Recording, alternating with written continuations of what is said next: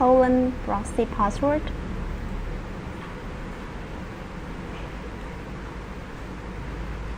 Similarly, you can enter thousands of accounts here. Each account needs to be entered on one line. Click to save, and on the database manager box, click on coverage, select import CSV, click on this icon, double click on the created text file of email accounts. You can see the email accounts has been imported here. The default name of group is CSV. If you want to change it, click on this icon, then type the group name here. For example, I will enter direct account 2. Click OK. Then you close this dialog box. At email account section, you select the group of accounts that you want to run. Next, IMAP server and IMAP port. You need to enter the IMAP server and IMAP port of the type of email that you import to register with accounts. For example, I import Gmail accounts. Now I will search for IMAP server and IMAP port on Google. Then you can see the information here. This is the IMAP server, and this is the IMAP port of Gmail. Paste it into IMAP server here, then the IMAP port here. Next, username session.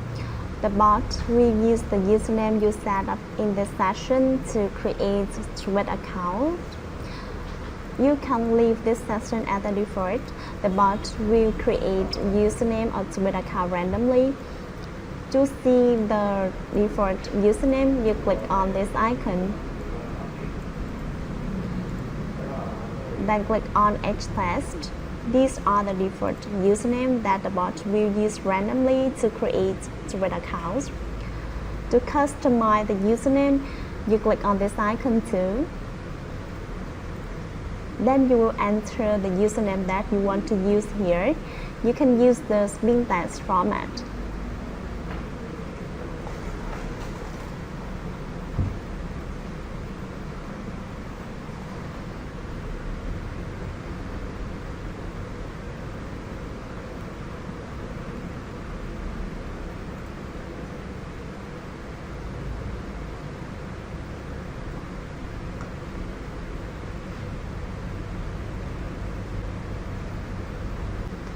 Then you click on Edge Test to see the username that you set up.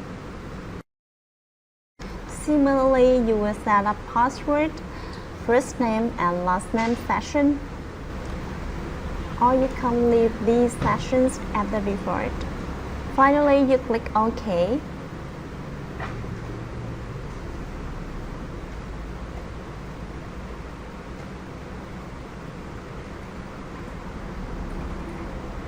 You can click on Through Browser to see how the bot creates web accounts automatically.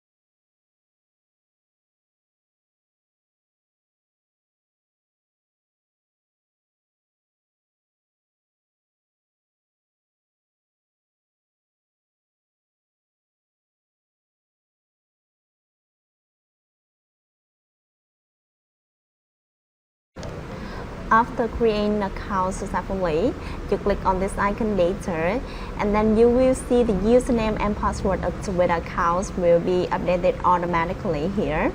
The bot will fill them into register column 2.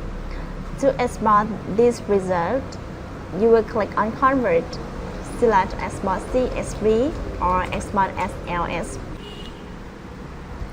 Then you click on this icon.